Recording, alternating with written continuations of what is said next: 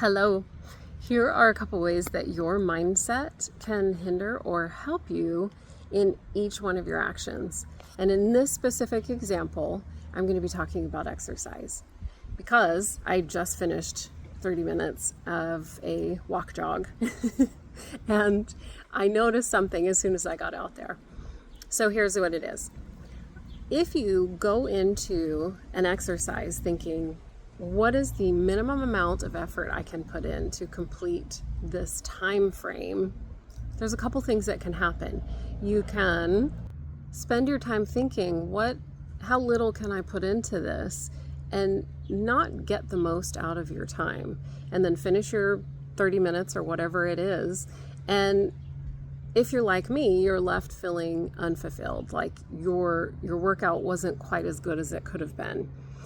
The other thing that could happen is if you did have more time, maybe you extend it further because you're feeling that unfulfillment, but you're doing more of the same stuff, so it's still not hitting your needs for that particular exercise.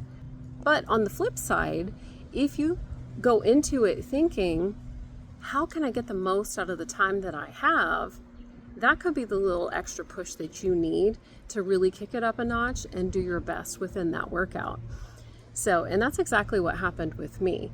What changed was, while I was thinking, what's the smallest amount of effort I can put into this, I was just walking. I was thinking, oh, my body needs to warm up. And I just kept walking and walking and walking, which isn't a bad thing, but it wasn't what I needed for my workout. But once I made that switch and I said, how can I get the most out of this small 30 minutes that I have to work out in? That's when I kicked it up a notch. I started jogging more. I still have to take walk breaks in between jogging, but that 30 minutes was more consistently spent jogging than it was walking. And that's what I needed for my practice. So just keep in mind that if you are able to, in any of your actions, not just exercise, pay attention to the mindset that you have and decide within that action, is it helping you or is it holding you back? And then consciously be able to make that switch into a mindset that will help you get the most out of your time. This way, you can actually live each moment more mindfully and with intention and efficiently. We have busy lives and busy schedules, so we need to be able to get the most out of each moment. And this is a great way to do it, by taking the mindsets that are holding you back, making a quick switch, and then getting the most out of your time. I hope this was helpful. If it was, or if you have any questions, you can drop them down in the comments and I'll be happy to help you as best as I can. And then also, you might know that I have a series coming up called Mantra and Movement. And the very first mindset that we'll be working on is in the category of self-love.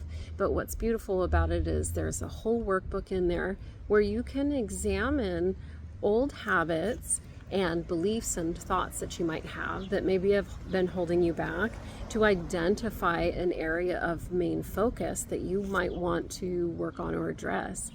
And then you get to identify an identity shift. Sounds kind of redundant. But we recognize an identity shift, and then it walks you through creating an affirmation to support your needs. That's how it's tailored to you. Then it also encourages you to think about habits that support that affirmation so that you can start taking steps to becoming that future version of yourself that you desire to become. So if you're interested in learning more about it, type interested in the comments and I'll send you the link to learn a little bit more about it. And then if you're interested, you can hop on the wait list so that you'll be the first to know as soon as it drops.